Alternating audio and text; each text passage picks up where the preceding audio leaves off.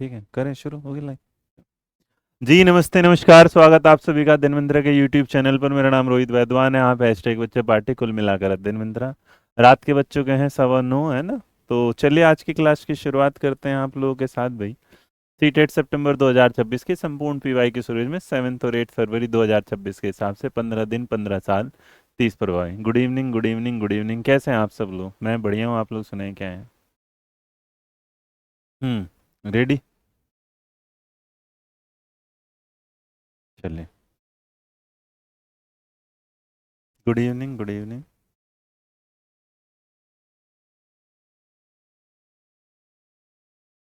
हम्म। खैर chat free class होती है तो चैट इसमें पढ़ी नहीं जाएंगी, पर शुरुआत में चीज़ें हैं। सर जी ऐप पर क्लास नहीं बेटा, ऐप पर क्लास आज माफ़ी चाहूँ आज नहीं हो पाया। इसके पीछे का रीज़न था कि मैं पूरे दिन जंतर मंतर पे था तो वहाँ नहीं आ पाया, और अभी भी पहुँचे तो मतलब मुझे तुम्हें दिख रही होगी शर्ट ना, थोड़ी सी टी शर्ट भी गीली हो रही है, और बाल तो अपने आज पर कास्टा पे पहुँचे रखे हैं। तो वहाँ था। अब उसके बाद ये, तो इसलिए निकल हो जाए क्लास में। ठीक है, मुझे लगता है आज वहाँ जाने की ज़रूरत थी, क्योंकि मैं किसी से कहूँ कि 20 तारीख को जाना और मैं खुद ना जाऊँ तो डिजर्व नहीं करता। सर आप ही जाते हो और कुछ नहीं है मेरे बच्चे। देखो मैं किसी से ये थोड़ी ना कौन जा रहा है कौन नहीं जा रहा। मुझे मेरा पता है कि मेरा जमीर मुझसे कह रहा था कि मैं जाना चाहिए, मैं चला गया। मेरा कर्म भी है और धर्म भी, दो चीज़ें हैं। मैं बता रहा हूँ, मेरा कर्म है जो मैं यहाँ क्लास लेता हूँ, मेरा धर्म कह रहा था कि मुझे वहाँ जाना चाहिए। मैं किसी पार्टी के किसी ने, कोई कह रहा है कि मेरे को लग रहा है कि रील आई होगी मेरी जिस पे लिखा कि आपके यहाँ ईडी ये फलाना ढिमकाना कुछ होगा, तो मुझे इस चीज़ से कोई लेना देना नहीं, कौन टीचर गया कौन नहीं गया। वो सबके अपने अपने भाई मन है, अपनी अपनी इच्छाएं हैं। मेरा जो था वो मैंने कर दिया। ठीक है, चलो अभी क्लास करते हैं, कमेंट ऑफ करके सर क्लास को शुरू करेंगे। रेडी भाई? तो अभी जितने भी कमेंट थे जो भी आपने बोला होगा उसके साथ जवाब दे दिया। चले ठीक है। तो मुझे लग रहा राधा गुप्ता कोई एक बच्चा है क्लास के लिए। क्लास स्टार्ट कर दो फिर फटाफट। डन भाई? चले। हम्म। माहौल बेटा बस पूछो मत, वो फिर बाद में बताऊँ आपको सामने। चलिए क्या यहाँ से शुरू करते हैं बेटा। तो पहले सवाल से भाई, ये जो है आज की जो क्लास है वो किसकी? आपके 7 और जो 8 तारीख को जो आपका सीडीपी का पेपर हुआ था, सीटेट का, उस पर चलेंगे। तो सीटेट के पेपर के साथ यहाँ पर आज करेंगे। क्वेश्चन जो हैं वो रिसेंट अपडेट के साथ हैं, तो आप उनके सारे साथ चलते रहेंगे। तो पहले सवाल के साथ मैं शुरुआत कर रहा हूँ, जहाँ पर पहला सवाल असर्शन रीजन का था। यहाँ पर एक सवाल आया था। एक बात और याद रखना, जब भी जाओगे इस पूरी की पूरी सीरीज में, मैं आपको एक चीज़ बता दूं कि आपको ना अपना दिमाग जो लगाना है वो क्या लगाना है कि कॉन्सेप्ट तो लगाना लगाना है। कॉन्सेप्ट तो दिमाग में लगाना है, लेकिन कोशिश करना कि जो आपके पॉजिटिव वर्ड हैं वो भी दिमाग में रख के चलने हैं, जो नेगेटिव वर्ड हैं वो भी दिमाग के चलने हैं। पॉजिटिव और नेगेटिव दोनों वर्डों को साथ लेके चलेंगे। पहला सवाल, कि पहला सवाल कहता है कि कुछ बच्चों में ऐसी विशेषताएं होती हैं जो उनके माँ बाप से मिलती हैं, जबकि अन्य अपने माता पिता से स्पष्ट रूप से भिन्न। तो हेरिडिटी एनवायरनमेंट का होता है। एक आपने देखा होगा समानता का सिद्धांत, एक देखा हो समानता का सिद्धांत एक होता है, जिसमें जैसे माँ बाप होंगे वैसे ही क्या होंगे, बच्चे होंगे। एक ऐसा सिद्धांत होता है जो क्या हो, विभिन्नता का होगा, जिसे आप हेरिडिटी के साथ लेके चलते हैं। इसका मतलब माँ बाप से बिल्कुल क्या हो, विपरीत। तो माँ बाप अगर गोरे हैं बच्चे गोरे हैं तो समानता, माँ बाप अगर गोरे हैं और बच्चे थोड़े से काले पैदा हो गए तो इसका मतलब क्या है, विभिन्नता का सिद्धांत। तो आप इसे सवाल नंबर 1 में जाएंगे तो हम इसके साथ कहते हैं ये बात सही है, तो बिल्कुल सही है। कारण इसका कह रहा है यह पता लगाया जाता है कि कोई विशेषता वंशानुक्रम या आनुवांशिकता के कारण कितनी है, और पोषण में परिवार के कारण कितनी एक जटिल मुद्दा है। तो इसका मतलब एक बात बड़ी कंफर्म है कि दोनों का आपस में एक रिलेशन है, और जो रिलेशन है वो एक को जस्टिफाई कर रहा है। तो अगर आपने जवाब दिया ऑप्शन नंबर ए तो ये सही। और ये जो सिद्धांत है किस पर आएंगे, हेरिडिटी एंड एनवायरनमेंट पर, जिसे नॉर्मली हम अनुवांशिकता के सिद्धांत के साथ बात करते हैं। और यहाँ पर एक बात और सामने आ जाती है, क्योंकि जो भी विकास होता है, डेवलपमेंट होता है, वो हेरिडिटी इंटू एनवायरनमेंट दोनों में चलता है। तो जितने लोगों ने सवाल का जवाब ऑप्शन नंबर ए लिखा है वो बिल्कुल क्या है, सही है। आगे देखेंगे नया नंबर दूसरा। दूसरा कहता है कि विकास के बारे में निम्न में से कौन सा कथन सही है। तो जो ग्रोथ एंड डेवलपमेंट का फॉर्मूला होता है उसके हिसाब से आपसे पूछा जा रहा है कि कौन सी बात बिल्कुल क्या है, सही है। तो अगर इसमें कोई सही बात पूछ रहे हैं तो ये कहना चाहता है कि डेवलपमेंट जो है, बच्चों में जो विकास का बहुत सटीक अनुमान, देखो याद रखना हम अनुमान लगा सकते हैं लेकिन सटीक एकदम एक्यूरेट होगा, एक्यूरेटली वो क्या होगा, नेगेटिव हो जाएगा, क्योंकि एकदम बिल्कुल ठीक ठीक अनुमान कभी भी नहीं लगाया जा सकता। दूसरी तरफ कहता है कि डेवलपमेंट जो एक सिंपल और क्या है, यूनिटरी, मतलब बिल्कुल सरल और एकात्मक है। याद रखना है मल्टी है पहले, तो अगर ध्यान रखोगे तो इसलिए ये भी गलत हो गया। और सिंपल नहीं होता, ये क्या होता है, कॉम्प्लेक्स होता है, थोड़ा क्या होगा, जटिल होगा। अलग अलग चेंजेस। तीसरा कहता है development can always be measured, कि डेवलपमेंट ना मेजर किया जा सकता है। बेटा इसे ऑब्जर्व करते हैं, अनुमान लगाते हैं, ऑब्जर्व होता है, अनुमान लगाते हैं, लेकिन इसे ये कहना कि मेजर हो गलत होगा। और डेवलपमेंट मल्टी डायमेंशनल होता है और साथ साथ में मल्टी डायरेक्शनल होता है, ये बिल्कुल सही है। तो सवाल का जवाब ऑप्शन नंबर क्या होगा, डी। तो जितने लोगों ने डी चुना बिल्कुल क्या है, सही है। आगे देखेंगे, नया नंबर आपकी स्क्रीन पर आता है जिसका नंबर है 3। 3 नंबर पे आपसे पूछ रहा है ये कि समझने में बोलने की क्षमता मुंह और मस्तिष्क के शारीरिक विकास पर निर्भर करती है। The ability to comprehend and speak depend on the physical development of the mouth and brain. अब इस सवाल में अगर यहाँ जाएंगे नंबर 3 के साथ, तो 3 का जो जवाब होगा, 3 का जो जवाब होगा वो क्या है कि भाई जो आपके सामने आता है कि समझने वह बोलने की क्षमता मुंह और मस्तिष्क के शारीरिक विकार पर निर्भर करती है, ये वाली बात के साथ सही है। क्योंकि जब आप देखो, अगर आप समझ रहे हैं तो इसका मतलब दिमाग की जरूरत है, और जब बोल रहे हैं अगर आपकी आवाज ही साफ नहीं है या आपकी आवाज में कोई दिक्कत है तो दिक्कत, इसका मतलब इन दोनों का आपस में रिलेशन वाली बात सही है। और कहता है emotional development is related to physical growth, कि जो इमोशनल डेवलपमेंट होता है वो शारीरिक ग्रोथ से क्या करता है, मैच खाता है नंबर 3 के साथ। जैसे अगर आज देखोगे आप, मान लीजिएगा आप अगर रो रहे हैं, तो रोते टाइम आपकी जो आवाज होगी उसका जो साउंड होगा बिल्कुल क्या होगा, अलग। जिस टाइम आप कॉन्फिडेंट होंगे तब होगा अलग। तो दोनों बातों का आपस में रिलेशन बिल्कुल क्या है, सही है। इसलिए हम बोलेंगे दोनों बिल्कुल सही है, और दोनों में दिया गया एक्सप्लेनेशन भी एकदम क्या है, सही है। तो इस सवाल का जवाब जितने लोगों ने ऑप्शन नंबर ए दिया वो बिल्कुल क्या है, सही है। आगे देखेंगे, नया नंबर आपके सामने नंबर 4 है। नंबर 4 आपसे पूछना चाहता है बड़ा सीधा सा कि आपको अधिकांश बच्चे 5-6 सुसंगत वाक्य कब बोल सकते हैं। तो आपको बताना है कि मोस्ट जो चिल्ड्रन होते हैं स्पीक करते हैं वो 5 to 6 coherent sentence. Coherent sentence का मतलब होगा, मान लीजिएगा ये कोई छोटू है, और जो छोटू है इसको क्या होगा कि ये किसी चीज को देखो सेंटेंस बोल रहा है, तो ये क्या है, जोड़ना शुरू कर देगा। इसका मतलब पहले किसी ने क्या होगा, लेटर जोड़ा होगा, फिर उसके बाद वर्ड आए होंगे, वर्ड के बाद जो आया होगा क्या होगा, सेंटेंस आएगा। तो इस तरह इस सेंटेंस में भी क्या करेगा, कोहेरेंट कर रहा है इसको, एक दूसरे के साथ कनेक्ट करने वाला।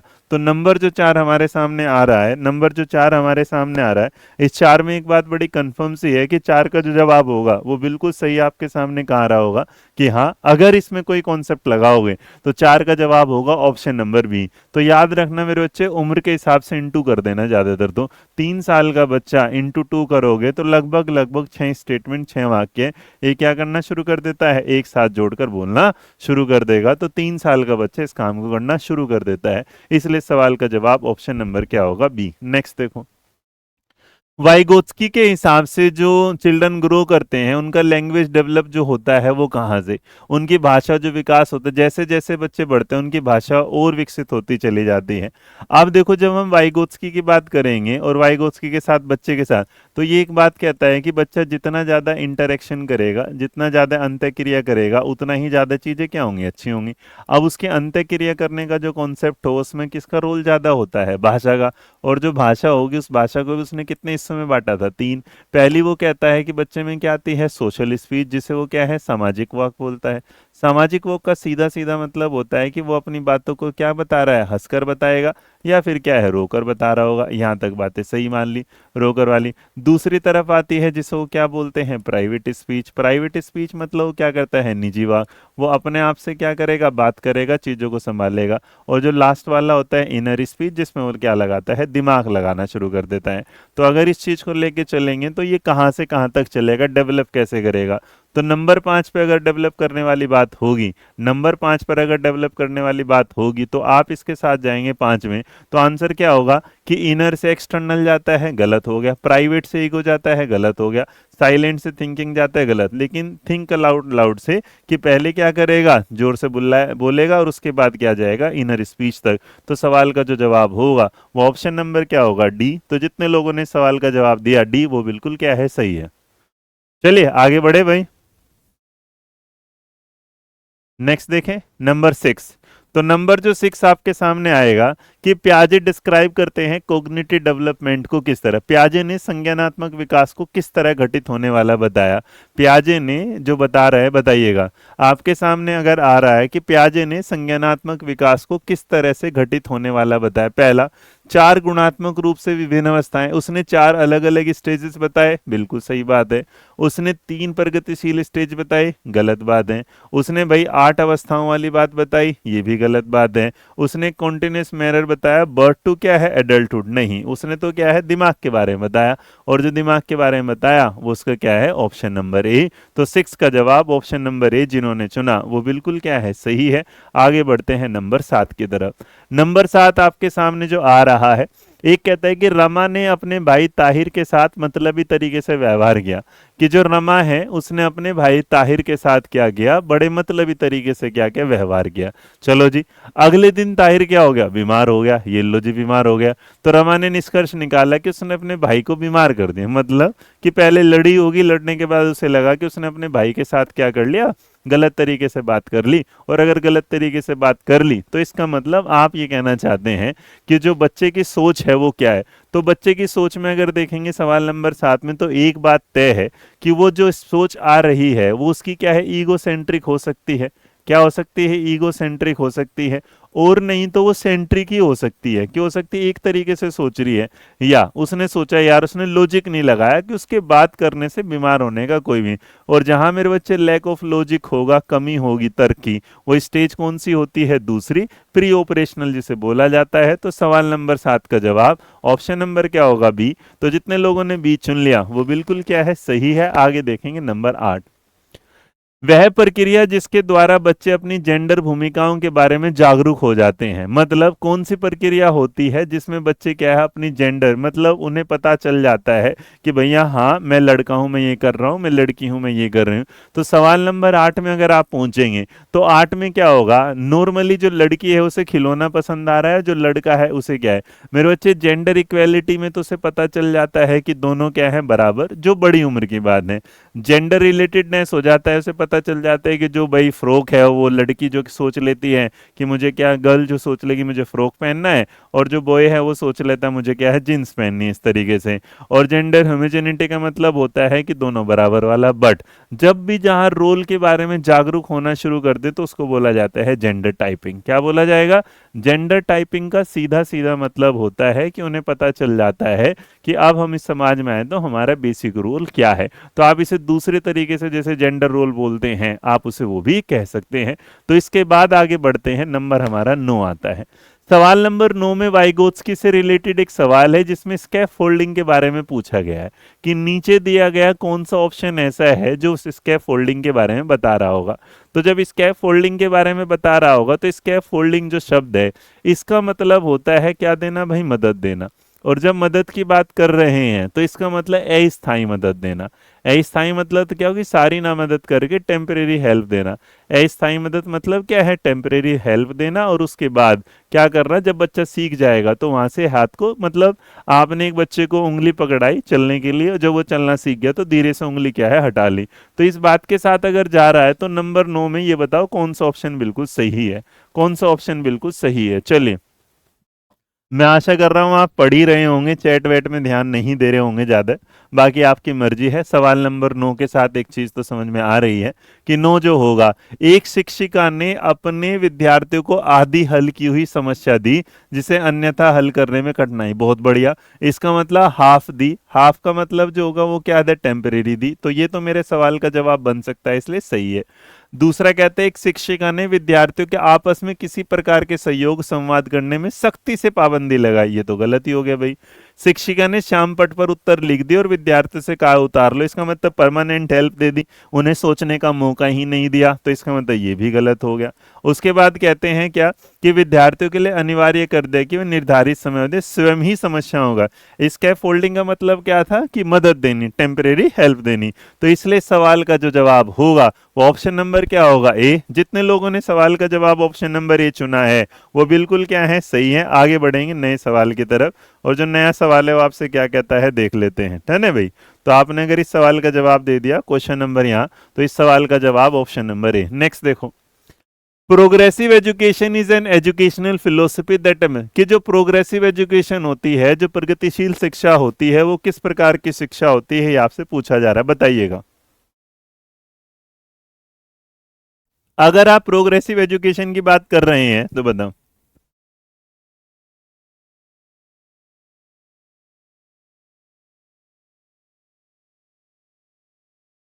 अगर आपने ये वाली बात के साथ किया कि progressive education and educational philosophy वाली बात, तो भैया नंबर 10 में अगर जाओगे तो 10 का जो सीधा सीधा जवाब आपके सामने आएगा वो क्या आएगा, student centred learning and active participation. बहुत बढ़िया, जहां बच्चा एक्टिव है वो पॉजिटिव हो गया, स्टूडेंट सेंटर्ड है वो बढ़िया।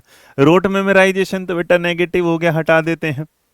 टीचर सेंटर्ड इंस्ट्रक्शन नेगेटिव, इसको भी हटा देते हैं। स्टैंडर्डाइज टेस्टिंग देना ये अपना आप में नेगेटिव है, ये भी चला जाएगा। स्ट्रिक्ट करिकुलम लगाना ये भी नेगेटिव हो गया। कंपटीशन कराना ये भी नेगेटिव हो गया। साथ साथ में इंडिविजुअल अचीवमेंट, हम ग्रुप अचीवमेंट पर काम करते हैं, क्लास के अचीवमेंट पर, तो ये भी गलत हो गया। तो इस सवाल का जो सही जवाब है वो क्या होगा, ऑप्शन नंबर ए। जिन्होंने ए चुना बिल्कुल सही। असर्शन रीजन का एक सवाल है, बहुत प्यार से और अच्छे तरीके से देखिए क्या कहना चाहता है। जब भी असर्शन रीजन का कोई सवाल आता है तो इसका मतलब उसमें मेरे बच्चे तुम्हें क्या लगाना है, लॉजिक लगाना है, दिमाग लगाना है, तर्क लगाना है। उस तर्क के आधार पर आपको क्या देना है, जवाब देना है। तो इस तर्क में अगर आप जवाब देंगे नंबर 11 की तरफ, तो 11 की तरफ अगर ध्यान देंगे तो 11 नंबर में अगर आपके सामने आ रहा होगा option number A B C, तो ये अभिकथन कहता है बच्चे किसी कार्य के परिणामों के आधार पर यह निर्धारित करते हैं कि अच्छे बुरे हैं, यह समझने की ओर प्रगति करते हैं कि नियम और कानून क्या है, नम्य है और बदले जा सकते हैं। अब अगर इस बात को हम थोड़ा सा समझ के चले तो हम ये कह सकते हैं कि जो बच्चा बोल रहा है वो सही है, कि बच्चे क्या है ये कह रहे हैं कि निर्धारित कि भाई कोई भी नियम कायदे कानून वो अच्छे हैं बुरे हैं और कभी कभी बदले जा सकते हैं। जैसे उसने देख लिया कि भाई मम्मी पापा ने कहा चोरी करना पाप है तो नहीं करेंगे, लेकिन अचानक से क्या मम्मी बीमार होगी, पैसे नहीं थे और उन्होंने क्या कर लिया, पड़ोस के यहाँ से जाके 10 रुपए चुरा के क्रोसिन की टेबलेट ले आए। तो इसका मतलब इस कंडीशन में एक बात तो कंफर्म है कि उसे पता था बट स्टिल उसने रूल क्या कर दिए, बदल लिए। दूसरा कहना चाहता है कोलबर के अनुसार चिल्ड्रन मोरल डेवलपमेंट अकर करता है इन कॉन्टिन्यूस मैनर नोट ए डिसकॉन्टिन्यूस, कि वो कहता है कि बच्चे जो है, कोलबर के अनुसार बच्चों का नैतिक विकास निरंतर होता है, न कि असतत। मतलब निरंतर होता है, लगातार ही चलता रहेगा। देखो याद रखना 11 में अगर जाओगे तो कोई भी मोरल डेवलपमेंट, क्योंकि लैक ऑफ मोरालिटी होती है, क्या होगा, लैक ऑफ मोरालिटी होती है, जो कितने साल तक होती है, 5 साल तक। और अगर 5 साल तक लैक ऑफ मोरालिटी है तो कंटिन्यू वाले, बात ही खत्म होगी। तो इसका मतलब ए तो सही हो गया, लेकिन जो आर है वो क्या हो जाएगा, गलत। तो इस सवाल का जो जवाब होगा वो ऑप्शन नंबर क्या होगा, सी। जिन्होंने ऑप्शन नंबर सी लिखा है वो बिल्कुल क्या है, सही है, बाकी लोग क्या है, गलत हैं। डन है भाई, आगे चलिए। अगर इतना जान लेते हैं, आपके सामने ऑप्शन नंबर सी के बाद नंबर आता है 12। According to Lev Vygotsky cognitive development is guided by, Lev Vygotsky के अनुसार संज्ञानात्मक विकास किसके द्वारा निर्देशित किया जाता है। तो आप चले गए यहाँ।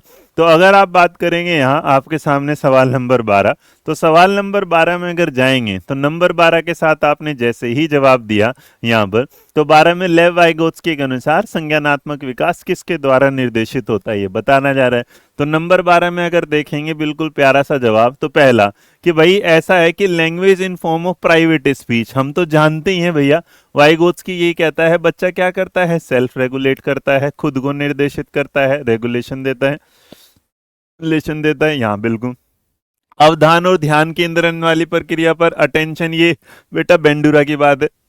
एकमोडेशन एसिमिलेशन प्याजे की बात है। पॉजिटिव नेगेटिव रीइंफोर्समेंट क्या, स्किनर की बात है। तो इसमें तो भैया ए की सही मिला, और जो क्या है ऑप्शन नंबर ए। पीपीटी सही दिख रही है, कोई दिक्कत परेशानी है, किसी को कोई दिक्कत परेशानी भाई क्लास को लेके, सही चल रहा है हाँ या ना, डन, यस और नो।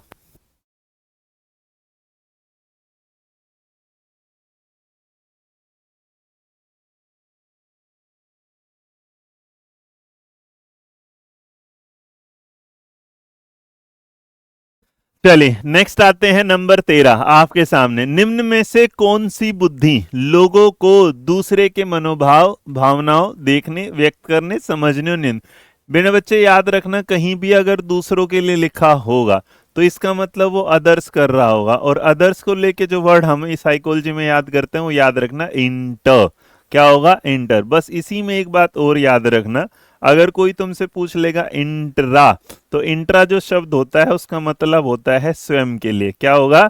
स्वयं के लिए। तो आपने जो यहाँ पर देखा इंटर, तो ये वाला वर्ड क्या है? दूसरों के लिए आ गया।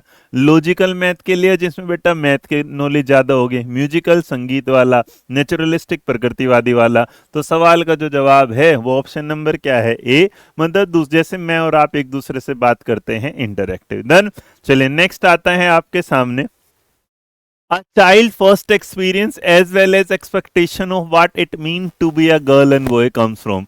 एक बच्चे का पहला अनुभव और साथ ही लड़की या लड़का होने का मतलब क्या है, या इसकी अपेक्षाएं किससे आती हैं बताओ। कि वो देखो यहाँ पर बैठा है, अगर आप ध्यान देंगे तो यहाँ पर ये जो पापा हैं और बेटा है, इनके ड्रेस देखो। ये जो मम्मी है, इनकी बेटी, इनकी ड्रेस देखो। इसी बच्ची के हाथ में खिलौना देखो। और यहाँ पर तो ये जो चीजें हैं ना, हमें पहले ही आ जाती हैं यहाँ पर। और जो आपके सामने अगर ये देखेंगे तो ये जो चीजें हमारे सामने पहले आती हैं, तो ये बेटा का ना तो मीडिया बताती, ना रिलेटिव्स बताते, ना पड़ोसी बताते। ये कहाँ से आती है? फैमिली से ही आ जाती है। और जब फैमिली से आ रही तो आंसर होगा option number D. Essential characteristics formative assessment का, जो फॉर्मेटिव असेसमेंट होता है उसका जो इसेंशियल पार्ट होता है, जरूरी पार्ट होता है, वो क्या होगा? तो अगर बात कर रहे हैं आप फॉर्मेटिव के बारे में, तो जहां फॉर्मेटिव के बारे में बात करेंगे, फॉर्मेटिव को हिंदी में बोला जाता है रूपात्मक आकलन। और रूपात्मक आकलन का एक ही मतलब होता है सुधार। बच्चे के क्या करना? सुधार करना, इम्प्रूव करना। और बेटा कहीं दूर जाके नहीं करना। वो जो इम्प्रूव करना है वो क्या है? क्लास के दौरान करना है, ड्यूरिंग करना है। तो ये जो शब्द जो मैंने लिखे हैं, इनमें से कुछ ना कुछ आपको ऑप्शन में दिखाई देगा। तो नंबर 15 को जैसे ही आप देखेंगे, कहता है शिक्षार्थियों को सापेक्ष पद और श्रेणियां प्रदान करना। तो अगर आपने पोजीशन, रैंक या रिलेटिव कुछ दिया तो नेगेटिव होगा। टेस्ट देना, एग्जाम देना, उसके एंड ऑफ द ईयर, जो भी एंड में लिया जाता है मेरे बच्चे को याद रखना, सम्मेटिव कहता है। सम्मेटिव को अगर आप हिंदी में देखेंगे तो क्या बोला जाता है? योगात्मक बोला जाता है। तो इसका मतलब ये भी बात गलत हो गई। कहते हैं क्लैरिफाई करते हैं assessment criteria to the learner यहाँ, और फोकस ऑन करते हैं quantitative mean to achieve objectivity. अब देखो, अगर इस सवाल में नंबर 15 में जाओगे तो 15 का जो सही जवाब है डी वाला, इसलिए क्योंकि क्वांटिटेटिव हो गया, मीन्स टू अचीव ऑब्जेक्टिविटी, पाना। हमें इसमें नंबर पाना नहीं, शिक्षार्थियों के लिए जो मूल्यांकन है उसको स्पष्ट करना है कि बच्चे को जो बातें हैं वो समझ में आई, कि बच्चे को बातें समझ में नहीं आई। तो इसलिए सवाल का जो जवाब होगा वो क्या होगा? ऑप्शन नंबर जो होगा वो क्या होगा? सी। तो जितने लोगों ने सी चुना होगा सही है, बाकी सारे गलत हैं। ठीक है। तीसरा क्या कहता है? देखो, शिक्षार्थियों के लिए मूल्यांकन मानदंड का मतलब मूल्यांकन क्यों कर रही है बताना। और अगर ये बताना है तो ऑप्शन नंबर सी में सही जवाब आएगा। डिस्ग्राफिया क्या होता है? किससे रिलेट करता है बताइए। डिस्ग्राफिया किससे रिलेट करता है? जल्दी बताइएगा। डिस्ग्राफिया जो है किससे रिलेट करता है? जल्दी बताएं। बहुत बढ़िया। अब देखो, डिस्ग्राफिया क्या है? लेखन का है। तो इसका मतलब ये एक न्यूरो डेवलपमेंटल डिसऑर्डर है, ये पर्सनैलिटी डिसऑर्डर है, फिजिकल है, या लर्निंग। मेरे बच्चे, क्योंकि सबसे पहली बार तुम्हारे दिमाग में आया होगा यार ये तो लिखने से है, ये लिखने से है, तो इसका मतलब ये राइटिंग से है। और राइटिंग का देखते ही तुम्हारे दिमाग में लगा यार ऑप्शन में तो कहीं राइटिंग वाली चीज है ही नहीं। जैसे ये बालक परेशान, वैसे तुम भी परेशान। और तुम जब परेशान हुए तो याद रखना, जितनी भी डिसलेक्सिया, डिसग्राफिया, डिसकैलकुलेट, DYS कहीं लिखा हो तो याद रखना ये सारी LD हैं। अब LD क्या होता है? LD होता है लर्निंग डिस, मतलब बच्चे के सीखने से जो वो अक्षमता होती है उसे हम LD में जोड़ते हैं। Next number, a teacher should cater to dash need to gifted children in the classroom. एक जो टीचर होता है, एक जो अध्यापिका होती है, एक जो अध्यापक होता है, कक्षा में प्रतिभाशाली बच्चों की जरूरतों को ध्यान में रखता है। किस आधार पर? उसके कोग्निटिव आधार पर, उसके कोग्निटिव और इमोशनल आधार पर, उसके कोग्निटिव और सोशल आधार पर, उसके कोग्निटिव, उसके सोशल और इमोशनल। अब तुम्हें पता है एक होता है गुड, एक होता है वेरी गुड, एक होता है वेरी वेरी गुड। तो ये कॉन्सेप्ट में तो सवाल पता चल गया। बट मेरे बच्चे इसमें याद रखना वो होता है ब्लूम टेक्सोनोमी के आधार पर। किसके आधार पर? ब्लूम टेक्सोनोमी के। और जब आप ब्लूम टेक्सोनोमी के आधार पर जाते हैं तो उसमें होता है कैप। क्या होता है? कैप। कैप का मतलब होता है उसमें कोग्निटिव भी होगा, कोग्निटिव जिसे हिंदी में बोला जाएगा संज्ञानात्मक। क्या बोला जाएगा? संज्ञानात्मक। दूसरी तरफ अगर आप जाएंगे तो एक होगा अफेक्टिव। अफेक्टिव का जो मतलब होगा उसे क्या बोला जाता है? भावात्मक। इसका मतलब ये भी आ गया भाई हमारे सामने। और जो तीसरी तरफ पी का मतलब होता है वो होता है साइकोमोटर, PSYCHOMO। इसका मतलब इसको बोला जाता है क्रियात्मक। तो इसका मतलब लर्निंग बाय डूइंग टाइप हो जाता है। तो इसलिए सवाल का जवाब ऑप्शन नंबर क्या होगा? डी। लेकिन याद रखना ब्लूम टेक्सोनोमी।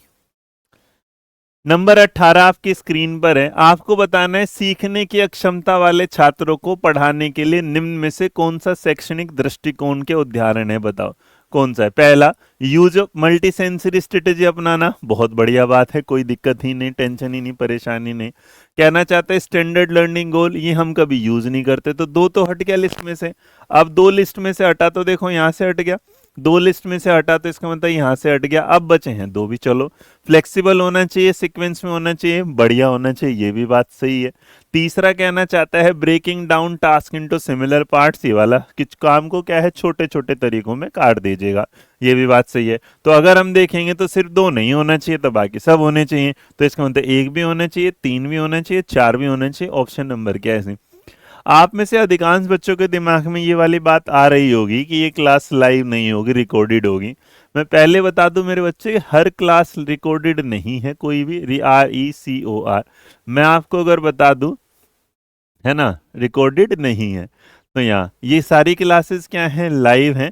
लेकिन क्योंकि हमने पहले ही बोला चैट फ्री है, जिसमें आप ना एक सीक्वेंस में पढ़ते हैं अंडरस्टैंडिंग के साथ, बाद में 2x की जरूरत नहीं होती। अगर किसी को इसका एक प्रूफ चाहिए तो लग रहा है तो हर क्लास में तुम पूछ ले करो, मुझे कोई दिक्कत नहीं, मैं लाइव का प्रूफ दे दूंगा कि लाइव है।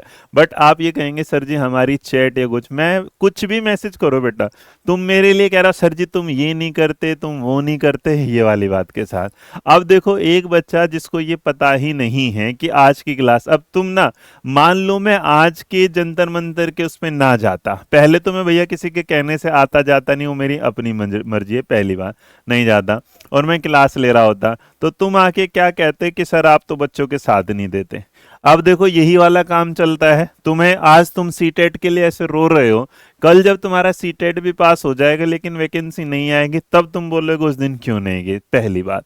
दूसरी बात ये होगी कि तुम्हें भैया अगर कोई नहीं जा रहा, तुम्हें उससे भी कोई फर्क नहीं पड़ रहा, तुम उसके पास भी क्लास ही देख रहे हो, तुम्हें बस कहने आना है मेरा, जैसे KVS का रिजल्ट नहीं आ रहा है कि नहीं है, कोई कुछ नहीं कर रहा है, मैं नहीं जा रहा तो देख लो क्या होगा।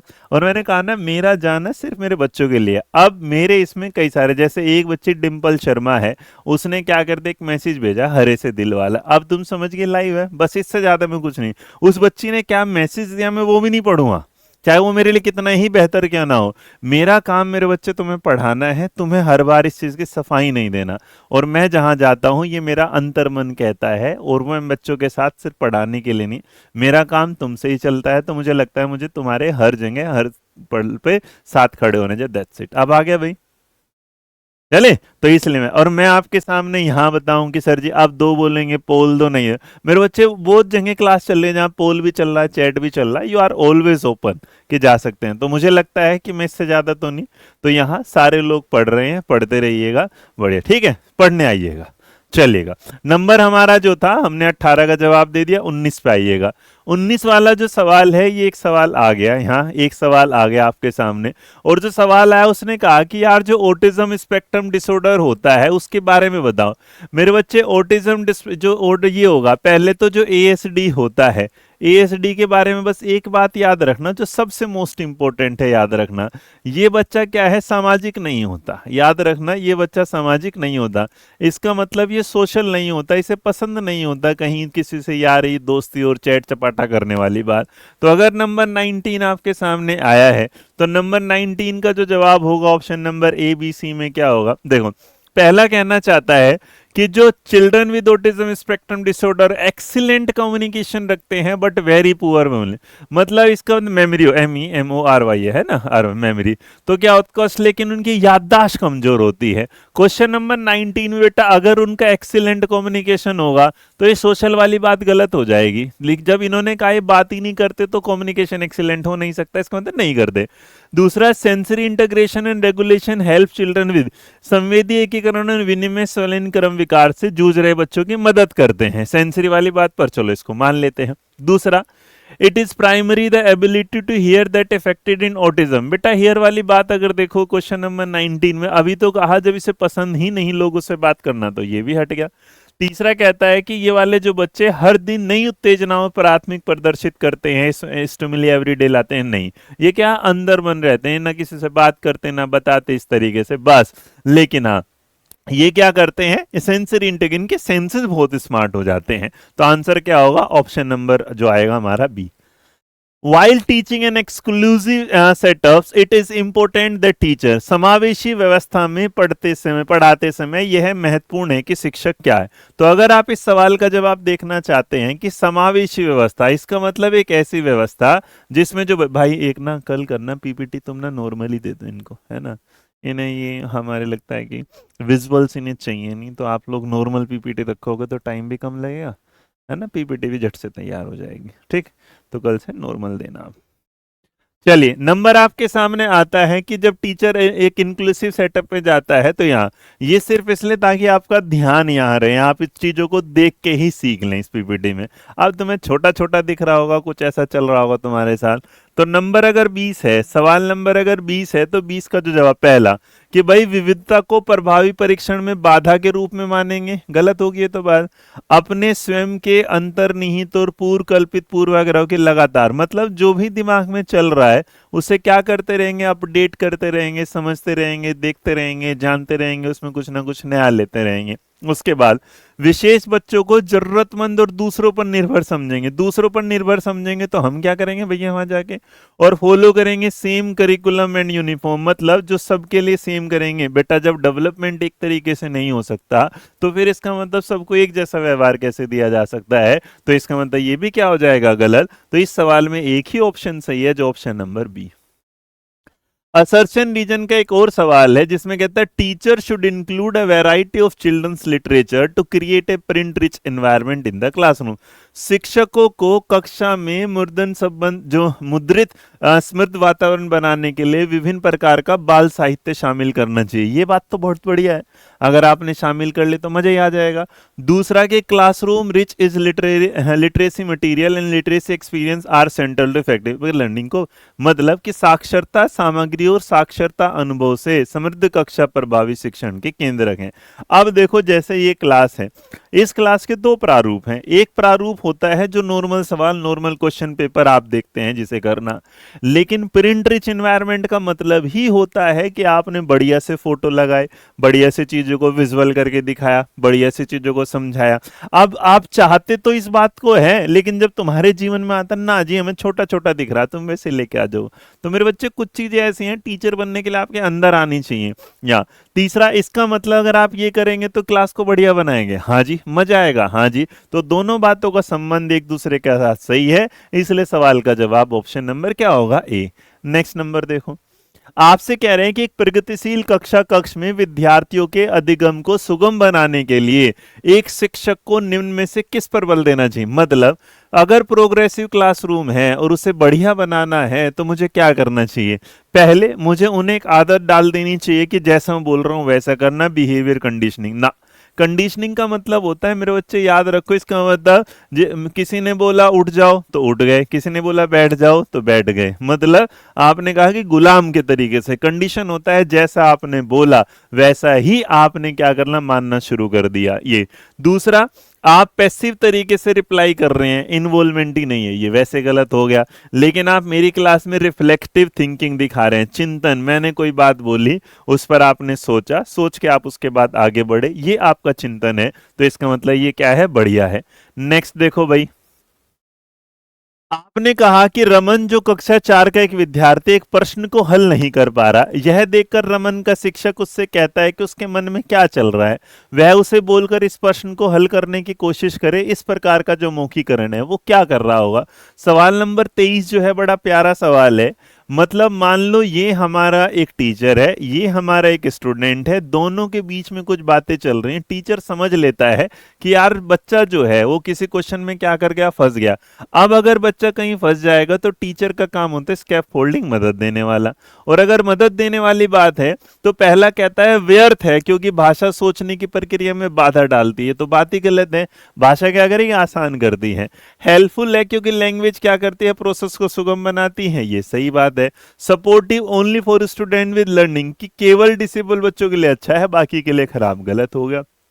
ये अनप्रोडक्टिव है, ये बात भी क्या है, गलत है। तो इसका मतलब नेगेटिव चीजों से जा रहे हो, पता चल गया यहां पर। नंबर 24, एक टीचर जो बिलीव करता है कंस्ट्रक्टिव पेडागोजी में, वो कैसा होता है। कंस्ट्रक्टिव पेडागोजी वाला टीचर होता है, जैसे बेटा एग्जाम्पल के रूप में मैं अपने को लूंगा, बिल्कुल लूंगा, और इसलिए लूंगा क्योंकि जितना कंस्ट्रक्टिव मैं तुम्हारे लिए करता हूं पूरे यूट्यूब पे तुम्हें निकले में देखेगा अलग। सब करते हैं थोड़ा बहुत, हम नहीं कहते, हम एक लेवल पर जाते हैं। जैसे मैं इन सवालों को साधारण रूप से भी ला सकता था, लेकिन मैंने इसे रचनात्मक रूप में इसलिए लिया कि ताकि तुम्हें अच्छा लगे और तुम कुछ नीरस तरीके से ना पढ़ो, कुछ नया तरीके से।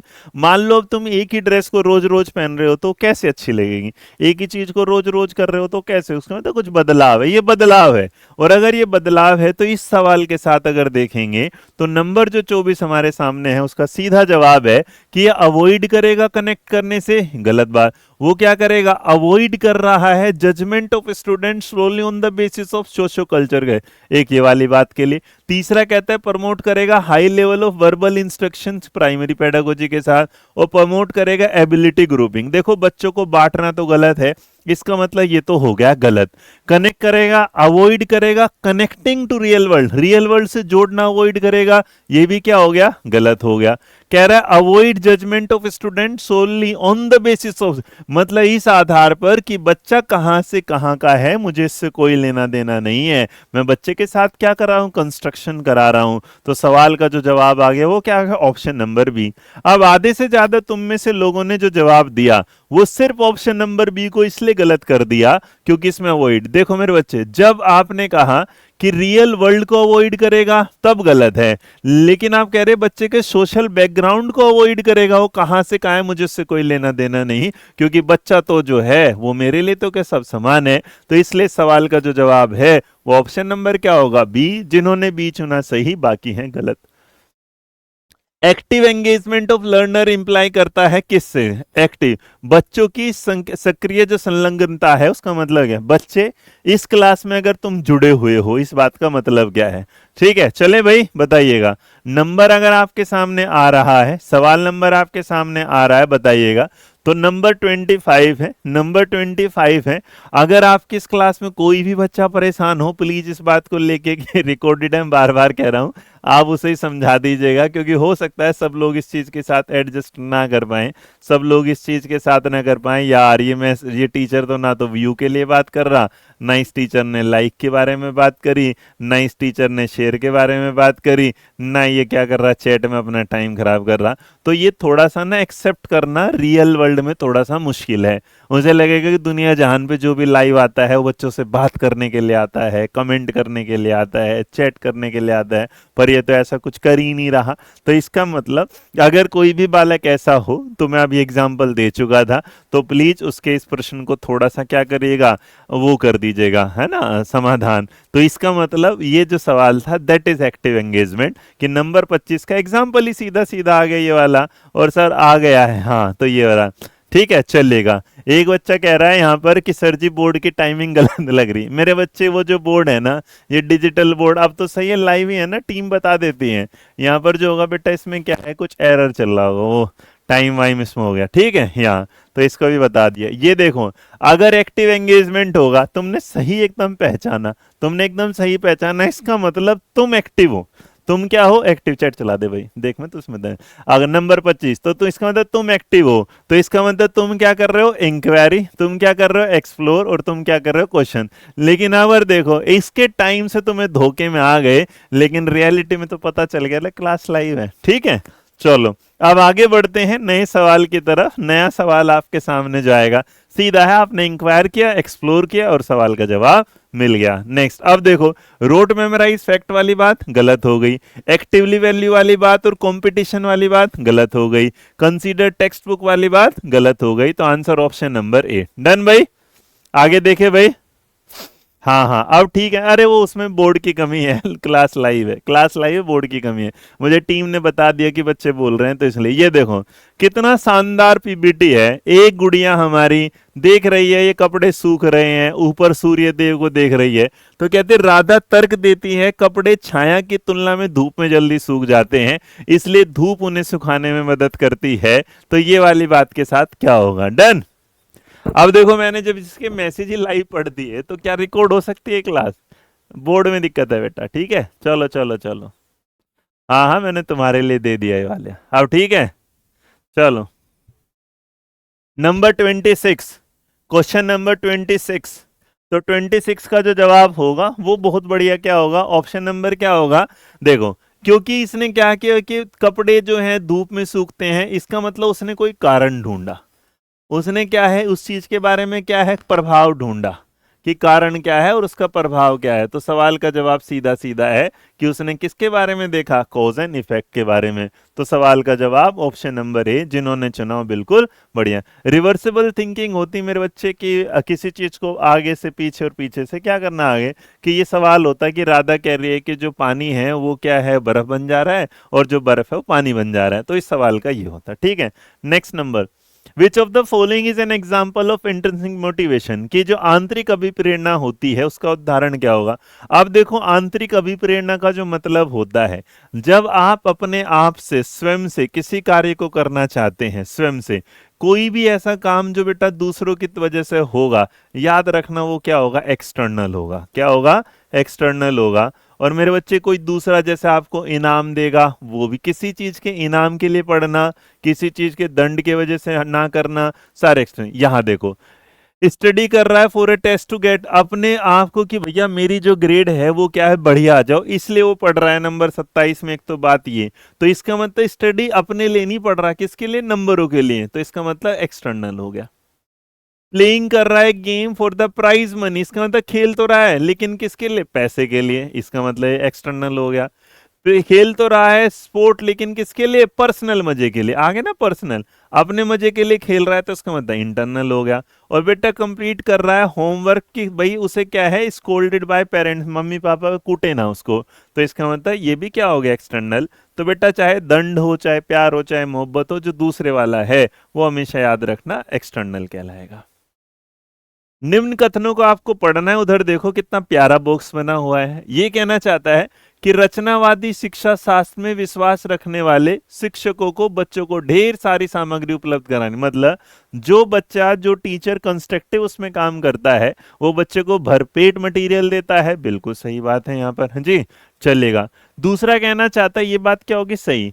दूसरा कहता है young children depend solely on verbal, कि भैया जो यंग बालक है, तुम्हारे जो जैसे बच्चे हैं, छोटे जो बच्चे हैं, अर्थपूर्ण सीखने के लिए केवल मौखिक पर काम करेंगे। तो क्वेश्चन नंबर 28 में अगर कोई बात केवल कह रहा है तो ये गलत हो गया। तो इसका मतलब ए सही है, आर है गलत, और ए सही और आर गलत है, तो ये कहां पर मिल रहा है? ऑप्शन नंबर सी में। तो जिन्होंने सी जवाब दिया वो बिल्कुल क्या है? सही। 28 के बाद क्वेश्चन नंबर 29, क्वेश्चन नंबर 29।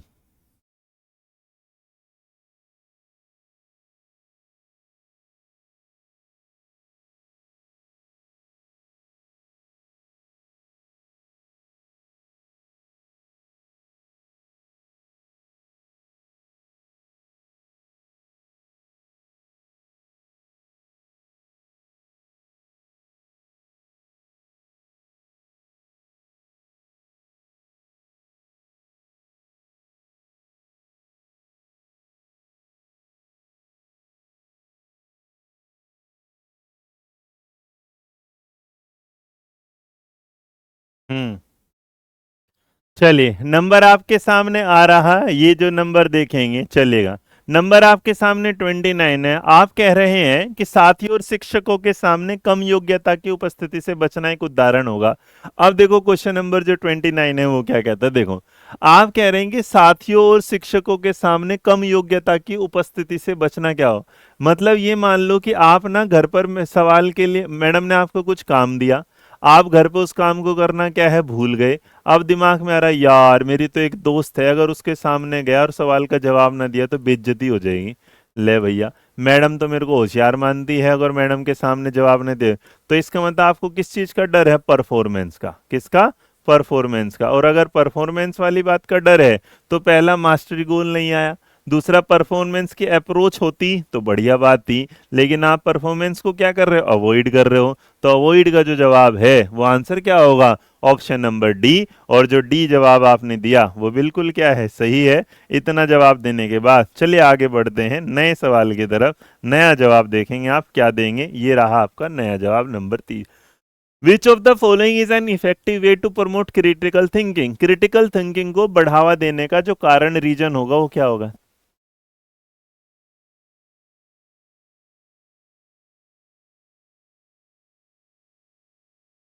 तो अगर आपने इस बात के साथ करा यहाँ पर तो जो सवाल नंबर 30 है, 30 का जो जवाब होगा कि भाई इफेक्टिव वे को करना है क्रिटिकल थिंकिंग। मेरे बच्चे जहां पर भी क्रिटिकल थिंकिंग लिखा हो, आलोचनात्मक सोच लिखा हो, बस एक ही बात याद रखना, जब आप चीज के क्या है पॉजिटिव और चीजों को क्या है नेगेटिव दोनों पर्सपेक्टिव सोचते हैं। इस क्लास में कुछ लोग सोच रहे हैं यार देर रात होगी पढ़े कि सो जाएं, फिर कुछ यार पढ़ते पढ़ते ही हैं क्योंकि भैया पेपर आने वाले हैं, सो तो फिर भी लेंगे। तो इसका मतलब वो रोट मेमोराइजेशन को बढ़ावा दे रहे हैं? जी नहीं। वो डिस्करेज कर रहे हैं अपने आप को क्वेश्चन पूछने से? जी नहीं। वो अपने आप को इनकरेज कर रहे हैं स्टूडेंट को कि इंडिपेंडेंटली काम करेंगे, क्वेश्चंस पूछेंगे, उससे क्या क्या एजम्पशन बन सकते हैं? सही बात है। वो प्रोवाइड कर रहे हैं स्टूडेंट को सेट ऑफ पहले से लिखी हुई चीज, पहले से चीजें कि हाँ ये करना है ये नहीं करना, तो इसका मतलब फिक्स हो गया। फिक्स वाली बात क्या है, गलत हो गया। तो यहाँ सवाल का जवाब सीधा सा है, ऑप्शन नंबर क्या होगा, सी। ऑप्शन नंबर सी होने के बाद मेरे बच्चे किताब है जो इकलौती मार्केट की किताब जहां पर आप Hindi, Sanskrit, English, math, EVS, science, SST की पेडागोजी देखते हो। साथ साथ में सीट भी 1000 प्लस क्वेश्चन है, थ्योरी है, वन लाइनर है, सब कुछ है यहाँ पर। और इस चीज को आप देखिएगा उसके साथ किस बात के साथ जाएंगे, डिस्क्रिप्शन बॉक्स में मिल जाएगा, किताब आपके साथ है, पढ़ते रहिएगा, क्लास आगे बढ़ाते चलेंगे। अब 7 फरवरी 2026 का एक पेपर और जहां पर आपके नए सवाल देख लेते हैं। चलिए एंड नहीं हुआ, क्लास चलेगी अभी। आपके सामने एक सवाल आया कि आप विच डिबेट इज हाईलाइटेड, नीचे कौन सी बहस पर प्रकाश डाला जा रहा है, किस बात पर हम ध्यान दें। क्या किसी व्यक्ति का जैविक रूप से निर्धारित जेंडर अपने साथ के सभी विशेषताएं लाता है जो किसी सामाजिक रूप से निर्मित जेंडर को प्रभावित करती हैं। अब देखो सवाल को कितना घुमा के पूछा गया। जैसे उसने सवाल को घुमा के पूछा क्वेश्चन नंबर 31 में, उसने कहा ये वाली बात के साथ, देखो जैसे एक तो बायोलॉजिकली आ गया, एक क्या आ गया, सोशल आ गया। तो मेरे बच्चे जैसे बायोलॉजिकली आया, इसको कहां पर आ गया, हेरिडिटी, HEREDITY। हेरिडिटी के बारे में अगर बात करेंगे तो ये किसके बारे में बताता है, नेचर के बारे में। और दूसरा आता है आपके सामने ENVIRONMENT, इन्वायरमेंट के बारे में। तो उसके बारे में अगर बात करेंगे तो ये क्या होगा, नर्चर के बारे में। तो अगर आपने इन सारी चीजों को देखा तो इसका मतलब सीधा सीधा जो जवाब है वो क्या है, ऑप्शन नंबर ए। अब सवाल ये भी आ जाता है कि ये तो समझ जाओगे, option number B C D भी तो समझना है। कॉन्टिन्यूस वाली बात होती है कि भाई जब ऐसा होता है कि बच्चे का विकास जो है वो माँ के पेट से, गर्भ से लेके कहाँ तक चल रहा है, गर्भ से लेके जो चल रहा है वो कब्र तक चल रहा है। तो इसका मतलब ये वाली बात, ऐसा इसने कुछ बोला नहीं तो इसकी दिक्कत नहीं। स्टेबल अनस्टेबल, कभी लाइफ में आप किसी चीज को सीखते हैं तो परमानेंट रुक जाते हैं, कभी दूसरे दिन ही भूल जाते हो। और लास्ट वाला कहता है कि भाई एंटायरली वो आपकी योग्यता, एबिलिटी पर उसका कोई मतलब है नहीं। चलिए बात नेक्स्ट बढ़ते हैं। एक major development task during dash is the search to identity personal sexual है। मतलब वो कौन से, तुम अपने जीवन में किस दौरान ये देखते हो कि यार मैं व्यक्तिगत रूप से कहाँ गया हूँ, मेरे जो यौन संबंध हैं, जो सेक्सुअल हैं, मेरे जो दोस्त हैं, मेरी जो आइडेंटिटी है, मेरा जो प्यार है, जो मेरी मोहब्बत है, जो मेरे सारी चीजें वो कहाँ है, बताइएगा। तो अगर आप इस सवाल के साथ जाएंगे तो इसका भी जवाब दे दीजिएगा, क्या होगा जल्दी बताएं।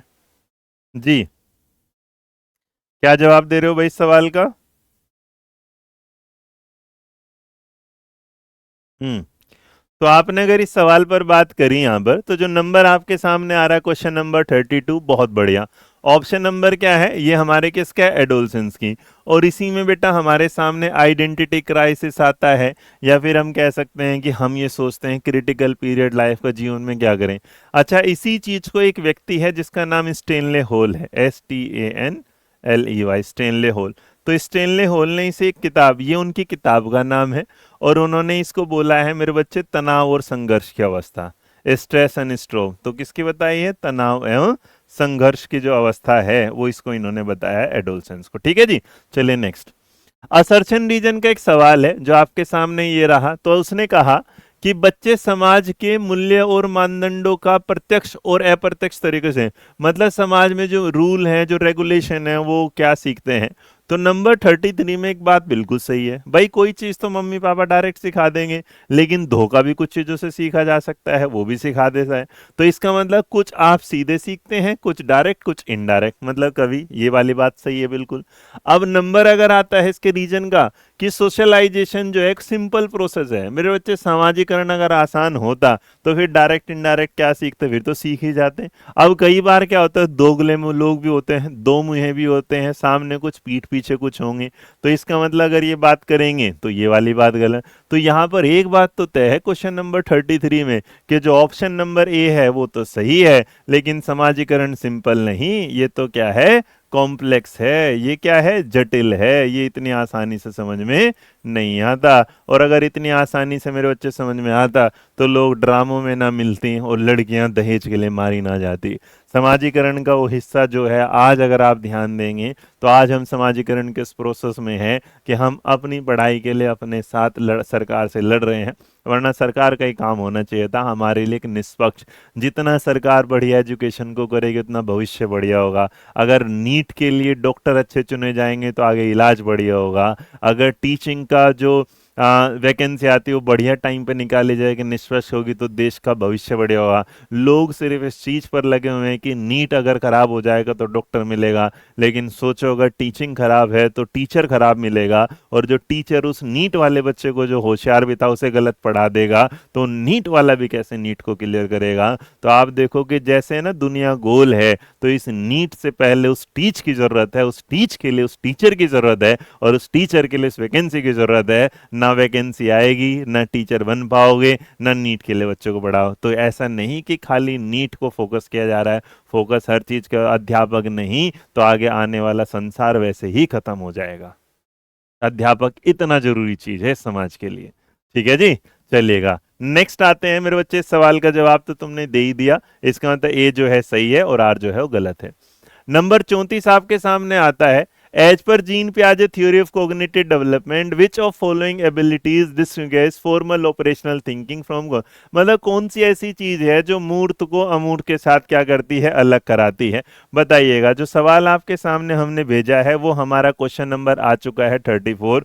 सवाल नंबर 34 का जो जवाब देंगे आप क्या होगा, क्वेश्चन नंबर 34 का जवाब दीजिएगा क्या होगा। ठीक है, चलिए क्वेश्चन नंबर 34 है, option number A B C D है, और 34 में जो जवाब है वो आपने अगर चुना है ऑप्शन नंबर ए, बिल्कुल सही। क्योंकि कहाँ से जाना है, कॉन्क्रीट से जाके आपके फॉर्मल, और मेरे बच्चे ना ऑब्जेक्ट जो है वो किस में आएगा, ऑब्जेक्ट परमानेंस किस में आ जाता है, सेंसरी में। कंजर्वेशन ये उल्टा लिखा गया भाई, हिंदी से ऐसे सही कर लेना, ठीक है, सिंबॉलिक बोले। तो फिलहाल याद रखना कि जो आपको कॉन्क्रीट से उसके लिए करता है वो एब्स्ट्रैक्ट होगा। ऑप्शन नंबर हमारा क्या होगा, ए होगा। सिंबॉलिक प्ले बच्चे की कौन सी स्टेज में आता है, बताना जरा। सिंबॉलिक जो प्ले होता है बच्चे के लिए कौन सी स्टेज में जाता है, जल्दी बताइएगा, चलिए बताइएगा। सिंबॉलिक जो जाता है वो बच्चे के लिए कौन सी स्टेज में जाता है, फटाफट बताइए भाई जी। डन। तो आपने अगर ये, हाँ, सेकंड स्टेज, बहुत बढ़िया, मतलब सेकंड की लास्ट में और थर्ड की शुरुआत में भी आ जाता है। एक आपको बताना है, जीन पियाजे की एक महत्वपूर्ण आलोचना यह है कि वे विकास पर प्रभाव पर प्रयत्न रूप से विचार करने में विफल है। मतलब पियाजे ने अपने किस चीज पर ध्यान नहीं दिया, पियाजे ने किस चीज पर ध्यान, देखो पियाजे, जीन पियाजे का जो इन्फ्लुएंस था वो कहते थे बच्चे जो है बायोलॉजिकल उस पे हैं। उन्होंने बायोलॉजिकल टर्म पे तो बात किया, जैविक वाले पर, लेकिन बेटा वो सोशल वाले पार्ट को ध्यान नहीं दे पाए, और जब वो सोशल को ध्यान नहीं दे पाए तो कल्चर को भी नहीं ध्यान दे पाए। अच्छा, इसमें ना थोड़ा सा ये ट्रांसलेशन दूसरे तीसरे के साथ गड़बड़ हो रहा है, ये एक्सपीरियंस जो है इसको हिंदी में अनुभव कहा जाएगा, और ये जो कल्चर है इसको क्या है, संस्कृति बोला जाएगा। तो हिंदी इंग्लिश वाले प्लीज इसे अपडेट कर लीजिएगा। तो यहाँ पर ये ऑप्शन नंबर सी लिखा है, तो ये है ना, बस ये ध्यान रखना कल्चर है, वो टाइपिंग एरर हो गया होगा। नंबर 35 ऑप्शन नंबर आपने क्या दिया, बी। ठीक है, तो कल्चर मतलब वैसे बी दिख रहा होगा, आप इसे अगर सी दे रहे होंगे तो बिल्कुल क्या है, सही है। ठीक है, हाँ हाँ सही है, कल्चर ध्यान रखना। बस आपको बताना है यहाँ पर कि कौन सा बिल्कुल सही मैच कर रहा है, कौन सा बिल्कुल सही मैच कर रहा है, दिल है दिमाग है क्या चल रहा है। देखो पनिशमेंट एंड ओबिडेंस जो होगा ये आपको बैड कॉन्सिक्वेंस, मतलब कि आप ना बुरे परिणामों से बचने के लिए किसी की दंड वाली बात और किसी की आज्ञा वाली बात मानते हो, तो ये बात बिल्कुल क्या है, सही है। गुड बॉय और गुड गर्ल का जो ओरिएंटेशन हो, greatest good for greater number, ऐसा कोई मतलब नहीं, समाज में सबके सामने बढ़िया बनना, ये वाली बात ही गलत। लॉ एंड ऑर्डर का मतलब होता है अपहोल्ड करेंगे प्रिंसिपल ऑफ सोशल जस्टिस, मेरे बच्चे ये अपना यूनिवर्सल वाला आ जाएगा, ये भी गलत हो गया। कहना चाहता है सोशल कॉन्ट्रैक्ट जो होगा उसमें परसेप्शन होता है, नहीं, सोशल कॉन्ट्रैक्ट में इंडिविजुअल होता है, आप नियमों को मान भी सकते हैं और नियमों को क्या है, इनकार भी कर सकते हैं। तो इसलिए सवाल का जो जवाब होगा वो सीधा सीधा क्या होगा, ऑप्शन नंबर क्या होगे, क्योंकि पनिशमेंट जो बच्चा है वो किसी काम को किस लिए करता है, कि ताकि उसके बदले में से कोई बैड कॉन्सिक्वेंसेज ना मिले। वो पापा को एक गिलास पानी इसलिए देगा कहीं पापा उसकी पॉकेट मनी बंद ना कर दे। जीन पियाजे और वाइगोत्स्की की जो सिमिलर चीज है वो क्या है, जीन पियाजे और वाइगोत्स्की जब भी बोलेंगे, दोनों ने मेरे बच्चे के कंस्ट्रक्टिव रचनात्मक पार्ट पर बात की है। रचनात्मक के अलावा उन्होंने एक सबसे बढ़िया बात बोली कि जो बच्चा है वो हमेशा क्या रहता है, एक्टिव रहता है। वो किसी भी चीज का क्या, एक्टिव लर्नर, इसका मतलब वो क्या है, सक्रिय वाले उस पे जाएगा बात। तो यहाँ पर जो जवाब आप दे रहे हैं, आपने यहाँ पर जो दिया, children are involve in the process of meaning making है, लैंग्वेज इन्फ्लुएंस करता है, डिटरमाइन थॉट वाला, culture as a profound effect on the learner, development of children take place in stage like progression. अब देखो नंबर 37 कितना बढ़िया था। 37 में मेरे बच्चे सीधी बात है कि चिल्ड्रन जो बच्चे जो हैं वो अर्थ निर्माण की प्रक्रिया में शामिल होते हैं, बाकी थॉट में लैंग्वेज दोनों में अलग हैं, वो कल्चर में दोनों साथ नहीं बात करते। टेक प्लेस स्टेज लाइक वाली बात, वाइगोस की स्टेज वाली बात कहता नहीं, प्याज स्टेज वाली बात कहता है। तो आंसर क्या होगा, ए। वाइगोत्स्की ने प्रस्तावित किया है क्या, वाइगोत्स्की ने क्या बोला है, वाइगोत्स्की ने क्या बोला। तो अगर हम वाइगोत्स्की के बारे में बात करते हैं तो वाइगोत्स्की क्या बोलता है, वो कहता है कि बच्चे अनियंत्रित पैदा होते हैं और समाज को उन्हें सामाजिक व्यवहार सिखाने की जरूरत है। अब वो कहता है कि समाज सिखाएगा या बच्चा कहता है वो समाज से चीजें सीख लेता है। तो नंबर 38 में तो भाई सीधी सीधी सी बात है, ये तो गलत है। दूसरा कहता है कि चिल्ड्रन की जो थिंकिंग है क्वालिटेटिवली डिफरेंट होती है, उसने ऐसा बोला ही नहीं। चिल्ड्रन की जो थिंकिंग है वो क्वालिटेटिव, क्वांटिटेटिवली भी नहीं बोला, क्वालिटेटिवली। उसने क्या बोला, children have a lot of potential which include task they can do with the other support, मतलब जो बच्चे हैं उनमें पोटेंशियल होता है आगे बढ़ने का, और अगर उन्हें किसी का साथ मिल जाए तो उस काम को बड़ी आसानी से आगे बढ़ा देते हैं। अब आ गया हमारा क्वेश्चन नंबर नया, और जो क्वेश्चन नंबर हमारा नया है वो हमसे पूछना चाहता है क्वेश्चन नंबर 39 में कि the purpose of administrating intelligence test and extended observation should be to compare children in specific domain ability. बुद्धि परीक्षण और विस्तारित अवलोकन के संचालन का उद्देश्य बच्चों की विशिष्ट आयाम और क्षमताओं की तुलना करने का। हम बच्चे की तुलना करते हैं, हाँ या ना, ना बिल्कुल भी नहीं करते। तो क्वेश्चन नंबर 39 में इसका मतलब ये तो बात हो गई गलत। बुद्धिमत्ता एक जन्मजात क्षमता है और इसे पोषित नहीं किया जा सकता। मेरे बच्चे यहाँ तक तो सही है कि इंटेलिजेंस क्या होती है, इनेट होती है, लेकिन इसी को जब हम आगे नर्चर करते हैं तभी तो ज्ञान प्राप्त होता है। तो इसका मतलब ये भी गलत हो गया, और अगर दोनों ही गलत हो गए तो सीधी बात है ऑप्शन नंबर क्या हो गया, डी। तो जिन्होंने डी चुना वो बिल्कुल सही है। एक शिक्षिका जो अपने माध्यमिक स्कूल की कक्षा में सचेत रूप से सभी जेंडर के वैज्ञानिकों का उदाहरण लेती है क्या। इसका मतलब साइंटिस्ट एवरी जेंडर, उसने लड़का भी लिया, लड़की भी, मेल भी, फीमेल भी, सबको। तो इसका मतलब वो जेंडर बायस बढ़ा रही है कि जेंडर बायस तोड़ रही है। भाई सीधी सी बात है, जेंडर बायस को तोड़ रही है। और अगर वो जेंडर बायस को तोड़ रही है तो इसका मतलब मेरे बच्चे वो क्या कर रही है, ब्रेक कर रही है जेंडर स्टीरियोटाइप, सही बात है। बढ़ावा दे रही है, गलत बात है। योग्यता इनेबल कर रही है, गलत बात है। कंस्ट्रक्ट कर रही है, गलत बात है। वो सीधा सीधा क्या कर रही है, ऑप्शन नंबर ए के साथ जा रही है।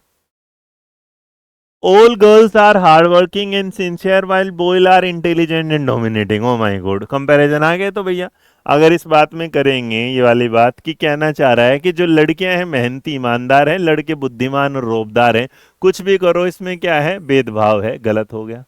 दो विशिष्ट जैविक मस्तिष्क लड़कियां और लड़कों में शारीरिक और संज्ञानात्मक साथ साथ व्यक्तित्व और स्वभाव के सभी मतभेदों उत्पादन करते हैं। मतलब दो बायोलॉजिकल अलग अलग लड़का लड़की हैं जो प्रोड्यूस कर रहे हैं, उनमें फिजिकल और जो कोग्निटिव जो पोटेंशियल्स है, जो टेम्परामेंट है, वो क्या है, अलग अलग उसमें दिखा रहे हैं। ऐसा नहीं हो सकता लड़का भी मैथ में होशियार हो सकता है, लड़की भी मैथ में होशियार हो सकती है। तो इसका मतलब ये बात तो तय है कि दोनों ही क्या है, गलत। और दोनों ही अगर गलत हैं तो आंसर क्या होगा, ऑप्शन नंबर डी।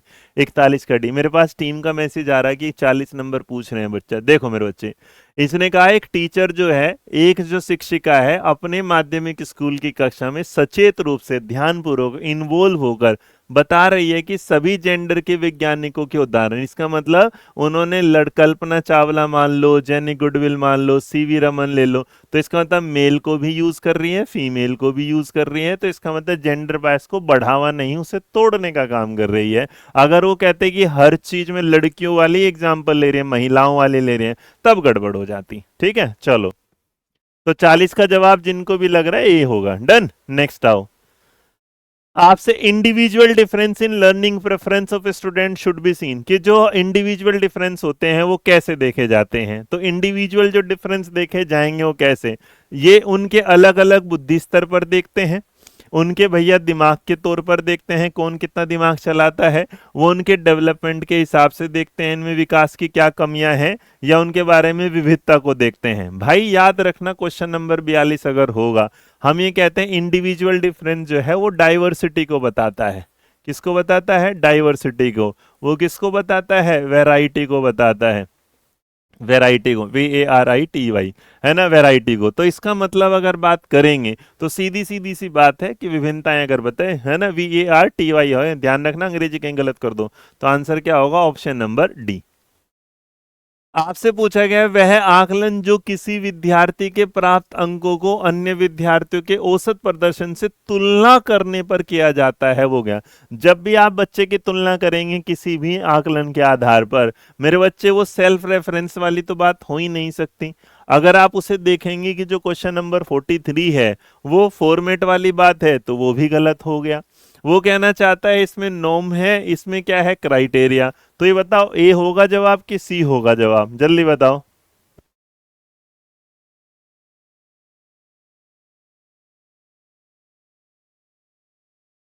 देखो, अगर इस पे जाओगे तो हम ये जानते हैं कि क्वेश्चन नंबर जो 43 है वो सीधा सीधा किसकी तरफ चला जाएगा। मेरे बच्चे याद रखना, क्राइटेरिया तो सबका बराबर हो जाता, तुलना होती ना। सी टेट में 90 लाओ पास हो जा, लेकिन नॉर्म रेफरेंस में क्या होगा कि भैया जो AIR 1 आया है और जो AIR 100 आया है, दोनों में जो तुलना है वो किस आधार पर। तो याद रखना, नॉर्म्स जो होगा वो हमेशा किसके साथ जाएगा। एक बच्चा गलत दे रहा है, क्राइटेरिया जो जाएगा बेटा वो सी टेट में जाएगा, और जो नॉर्म्स है वो सुपर टेट में जाएगा। ठीक है, तो याद रखना, अगर कहीं पर भी मेरिट बेस होगा तो वो सुपर टेट TET है। चलो नेक्स्ट। आपको बताना है असेसमेंट में कौन सी बात करेक्ट है। नीचे अबाउट क्लास असेसमेंट में कौन सी बात है, आकलन को बच्चों की अध्ययन करते समय संज्ञानात्मक प्रक्रियाओं को प्रभावित करना चाहिए, कि असेसमेंट ऐसा होना चाहिए जो बच्चे के कॉग्निटिव प्रोसेस को पढ़ाई के दौरान बदलाव लाए। क्वेश्चन नंबर 44 में जा, बिल्कुल सही बात है। Assessment should be serve as learning experience, कि उनके लिए एक अनुभव रहे, ये भी बात सही है। असेसमेंट आकलन बच्चों के सीखने के लिए डर और तनाव पैदा करेगा, गलत बात है। असेसमेंट बेटा स्टैंडर्डाइज होना चाहिए, नॉर्म रेफरेंस, गलत बात। तो नीचे के दो गलत हो गए, तो इसका मतलब दो ही सही हैं, और जो दो सही हैं वो ऑप्शन नंबर क्या है, बी में है। नंबर 45 का, which of the following questions would promote higher order critical and analytical thinking skill among the student. कौन से ऐसे प्रश्न हैं जो विद्यार्थियों के उच्च स्तरीय आलोचनात्मक और विश्लेषणात्मक चिंतन कौशल को बढ़ावा देंगे। नंबर 45 का आपको जवाब देना है, बताइए क्या होगा क्वेश्चन नंबर 45। बताइए क्वेश्चन नंबर 45 का जो जवाब होगा, मत जी बताओ। हम्म।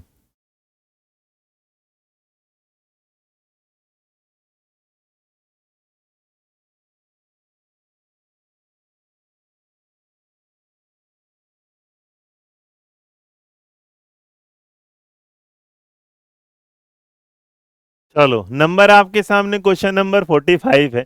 नंबर 45 का जो जवाब होगा वो क्या होगा? तो नंबर 45 का जो जवाब होगा, बहुत बढ़िया मेरे बच्चे, ऑप्शन नंबर क्या होगा कि अगर कहता है कौन सा प्रश्न विद्यार्थी को उच्च स्तरीय आलोचनात्मक विश्लेषणात्मक, मतलब कि जहां पर बच्चा क्या कर रहा है, सोच विचार कर रहा है, जहां पर बच्चे का जो थिंकिंग प्रोसेस है वो क्या है, बढ़िया है। पहला, आइडेंटिफाई करेगा अजम्पशन, अंडरलाइन करेगा टू न्यूज़पेपर में आर्टिकल, मतलब किसी एक सेम इवेंट पर सेम बात पर दो लोगों को क्या करेगा, कॉम्प्रोमाइज, वो करेगा एनालिसिस, बहुत बढ़िया बात है। वो क्या करेगा भैया, नाउन को मेंशन करेगा न्यूज़पेपर में, यहाँ क्या पढ़ाना थोड़ी ना, वो न्यूज़पेपर को बस पढ़ेगा और उसमें सुटेबल टाइटल देगा ना जी ना। वो बेटा न्यूज़पेपर आर्टिकल को उसमें नए वर्ड ढूंढेगा नहीं, क्रिटिकल क्या पता चलेगा, एनालिसिस कंपैरिजन, जहां पर जवाब होगा ऑप्शन नंबर ए। 46 बताओ जरा, नंबर 46। निम्न कथनों को आपको पढ़ना है और उसके बारे में जवाब देना है, कि नीचे दिया गया जो कथन है उसको आप पढ़ेंगे और उसके बारे में क्या देंगे, जवाब देंगे।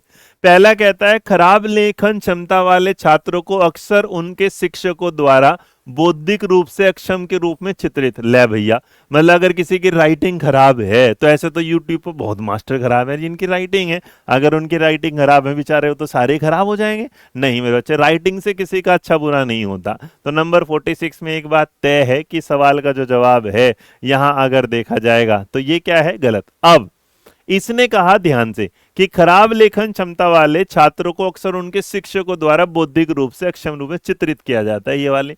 आ जाते हैं तीसरे सवाल।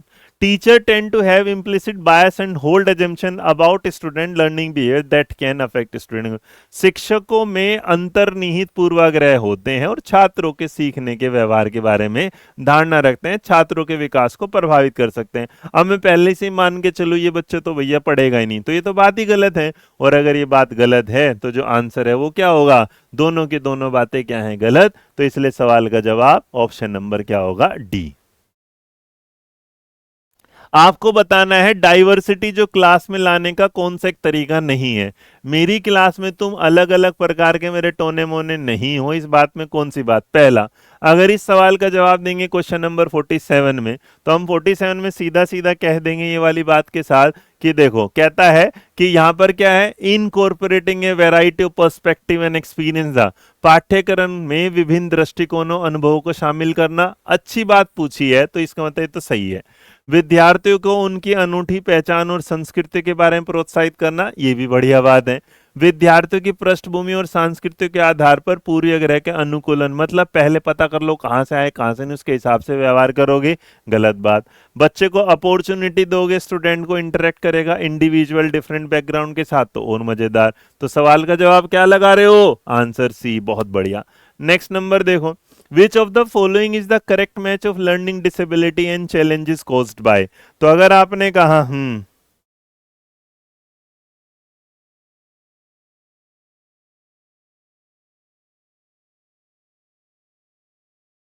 जरा बताओ।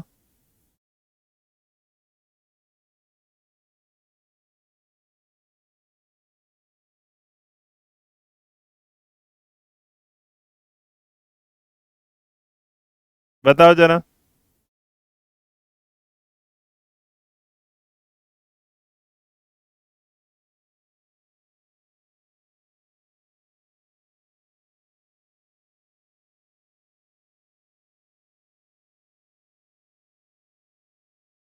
चलो बताओ। नंबर क्वेश्चन नंबर फोर, बहुत बढ़िया, नंबर 48 का जो जवाब है, तो 48 का जो जवाब है ऑप्शन नंबर देखो, अधिगम अक्षमता और इनके कारण होने वाली चुनौती का सही मेल कौन सा होगा। डिस्क्वेलकुलिया रीड के लिए जाता है, गलत हो गया। डिसग्राफिया फाइन मोटर के लिए जाता है, गलत हो गया। डिसलेक्सिया बेटा मल्टीपल अर्थमेटिक ऑप्शन के लिए जाता है, गलत हो गया। डिस्प्रेक्सिया बेटा सी हियर टॉक प्रॉपरली के लिए जाता है। तो नॉर्मल पहली नजर में तो सब कुछ गलत लगा, बट अगर देखोगे, अब ये देखो डिसग्राफिया यहां तक तो गलत था, लेकिन उन्हें चुपके से स्पेलिंग दे दिया, यहाँ क्या दे दिया, स्पेलिंग दे दिया। तो इसका मतलब इन्होंने जो जवाब दे दिया वो क्या है, ऑप्शन नंबर क्या होगा, बी। 48 का जवाब बी जिन्होंने दिया आ गया, तो 48 का जवाब जो बी है वो भी सही है।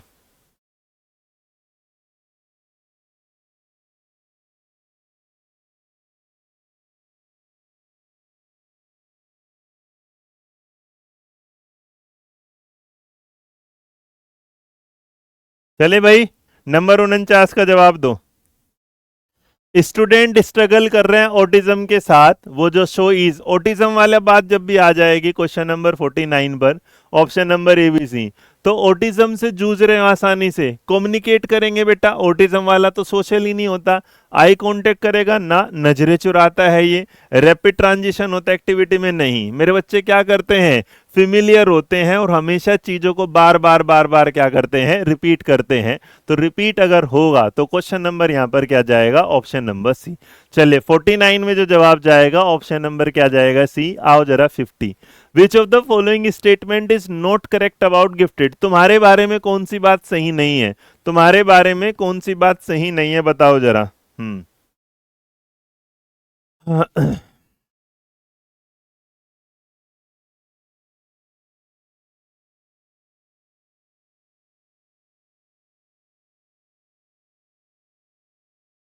चलो, नंबर अगर 50 में जा रहा है, अरे साउंड वगैरह सही है ना भाई, चलो, आ रही, नंबर 50 में अगर जाएगा तो देखो 50 नंबर को ध्यान से देखो, 50 को अगर ध्यान से देखोगे, प्रतिभाशाली बच्चों के बारे में कौन सा कथन सही नहीं है, नहीं पूछ रहा है कि बच्चे विभिन्न स्तर पर प्रतिभाशाली हो सकते हैं और कुछ में विशेष प्रकार की अक्षमता भी हो सकती है, सही बात है, मतलब ऐसा तो नहीं कि नहीं हो सकती, तो 50 की बात तो बिल्कुल क्या है, सही है। दूसरा, कि बच्चे एक से अधिक प्रकार की बुद्धि में प्रतिभाशाली हो सकते हैं, हाँ बिल्कुल, तुम बेटा ड्राइंग में भी हो सकते हो, दोस्ती बनाने में भी, गाने बजाने में भी हो सकते हो। प्रतिभाशाली बच्चे विशेष क्षमता और सामर्थ्य के साथ पैदा होते हैं और विकसित करने की आवश्यकता, ये भी बात सही है। Gifted children have lower sense, अगर गिफ्टेड ही है बेटा तो लोअर सेंस तो हो ही नहीं सकती, तो इसका मतलब इन्होंने क्या पूछा था, सही नहीं, तो आंसर होगा डी। चलिए number next, error analysis bye student, विद्यार्थियों द्वारा स्वयं का त्रुटि विश्लेषण जो होता है वो किस चीज को बताता है, बताओ। अब आपने अगर इस सवाल को जवाब को यहां देखा तो चलिए एक बार इसकी मुलाकात करते हैं और देखते हैं इस सवाल का क्या जवाब होगा जी। चले, नंबर आपके सामने 51 आया, क्वेश्चन नंबर जो 51 आ रहा है, तो 51 का जो जवाब आप दे रहे हैं बहुत बढ़िया होगा जिन्होंने ऑप्शन नंबर डी दिया, क्यों, क्योंकि क्रिएट करेंगे फर्दर गैप भैया समझने में, फिर क्या एरर पता किया, विद्यार्थियों के मेटाकोग्निटिव कौशल को बाधा डालेगा, अरे से बढ़ाएगा, बाधा क्यों डालेगा, अधिगम प्रक्रिया में एक निरर्थक नहीं सार्थक गतिविधि होगी, गलत हो गया अभी, कि विद्यार्थियों के लिए अधिगम को स्मृति में बनाए रखने का, भाई अगर तुम किसी चीज में गलती पता कर रहे हो तो इस बात का, जैसे अभी मेरे पास टीम से मैसेज आया कि एक बच्चा बार बार एक क्वेश्चन नंबर 47 या 46 के बारे में कह रहा है, एक बार आप देखो कौन सा क्वेश्चन है ना, एक बार भाई जिसका भी है वो दोबारा टाइप कर दे तो मैं उसको बता दूंगा, फिर ठीक है, मेरे बच्चे आते टाइम 60 तक पूरा करा दो फिर आ जाऊंगा वापसी। क्वेश्चन नंबर 52 आता है यहाँ पर आपके सामने, कि भाई ये कहना चाह रहे हैं घोषणात्मक ज्ञान और प्रक्रियात्मक ज्ञान के संबंध में कौन सी बात का कथन सही है। अब एक होता है मेरे बच्चे वो वाली नॉलेज जो होती है प्रोसीजरल, एक वो नॉलेज होती है जो होती है आपकी क्या होती है, डिक्लेरेटिव। तो जो डिक्लेरेटिव होती है और ये होती है, ये देखो है ना, ठीक है, चलो अब देखो जरा, चलो, अब आपने कहा कि प्रोसीजरल और डिक्लेरेटिव होता है कि मैंने घोषणा कर दी आज मैं यही कराऊंगा, प्रोसीजरल होती है कि भैया मैं सिखाऊंगा, जैसे अगर प्रोसीजर होगा तो मेरे बच्चे किसी बच्चे को बोर्ड मास सिखाना, अगर इस बोर्ड मास के फॉर्मूले में पहले ब्रैकेट आएगा, ऑफ आएगा, डी, ये प्रोसीजर है, और बेटा डिक्लेरेटिव के भैया बस इसमें बोर्ड मास लगेगा, तो इसका मतलब बोर्ड मास के बारे में बता देना, ये जैसे 15 अगस्त को हिंदुस्तान आजाद हुआ था, ये डिक्लेरेटिव है, लेकिन कैसे कैसे आजाद हुआ ये प्रोसीजरल है, तो इसका मतलब प्रोसीजर कैसे करा जाता है इस पर काम करेगा। तो नंबर 52 में डिक्लेरेटिव नॉलेज एम्पैथाइज करती है हाउ टू डू, फिर तो डिक्लेयर कैसे हुआ है तो प्रोसीजरल हुआ। डिक्लेरेटिव कहते हैं ऑल्सो नोन एज एनालिटिकल, ऐसा कुछ नहीं होता। तीसरा, procedural knowledge is generally process oriented in nature, मान लेंगे। Procedure knowledge tells the factual knowledge about क्या है, समथिंग। अब अगर नंबर 52 पे ध्यान से देखेंगे तो मैंने क्या बताया भाई आपके सामने, मैंने क्या कहा आपके सामने कि जो प्रोसीजरल होता है वो क्या बताएगा कि कैसे काम हुआ, पी फॉर प्रोसीजरल याद रखना, पी फॉर प्रोसेस याद रखना, इसलिए इस सवाल का जवाब आंसर होगा ऑप्शन नंबर सी। आपको बताना है कि जिन विषय वस्तुओं को मौजूदा संज्ञानात्मक संरचनाओं के विस्तारीय संशोधन की आवश्यकता होती है उन्हें सीखने में लगता है और वे अवधि के लिए स्मृति में बने रहते हैं क्या, तो इस सवाल को अगर आप पढ़ेंगे तो सवाल का जो जवाब आ रहा है क्वेश्चन नंबर 53 का, तो 53 में क्या होगा भाई, याद रखना, content which require an extension और मॉडिफिकेशन और existing cognitive structure take time. कैसा टाइम लेते हैं? Long time. For learning, retention भी क्या होती है? लॉन्ग। याद रखना, कोई ऐसी चीज जिसे आपने सीखने में टाइम दिया है ज्यादा, वो आपको याद भी रहेगी कितने टाइम तक? ज्यादा। तो आंसर रहेगा ऑप्शन नंबर ए। शिक्षकों को बच्चों को ऐसे प्रश्न में ध्यान केंद्रित करने के लिए प्रोत्साहित करने चाहिए जैसे कि मेरे सीखने का लक्ष्य क्या है और वहां पहुंचने के लिए मुझे, इसका मतलब इन्वॉल्वमेंट होना चाहिए। और अगर इन्वॉल्वमेंट होना चाहिए तो इसका मतलब ये वाली बात बिल्कुल क्या है? सही है। इसका मतलब 54 में हमें कोई भी टेंशन नहीं है। दूसरा, जब छात्र समझते हैं कि उनके काम के प्रदर्शन का आत्म मूल्यांकन कैसे किया जाए, तो इस समझ का उपयोग खुद को सीखने और उनकी प्रगति में मदद करने के लिए कर सकते हैं। बिल्कुल सही बात है। और अगर दोनों ही बातें सही हैं तो इसका मतलब ए और बी दोनों सही हैं और इनमें एक्सप्लेनेशन भी सही है। नंबर 55 बताइएगा।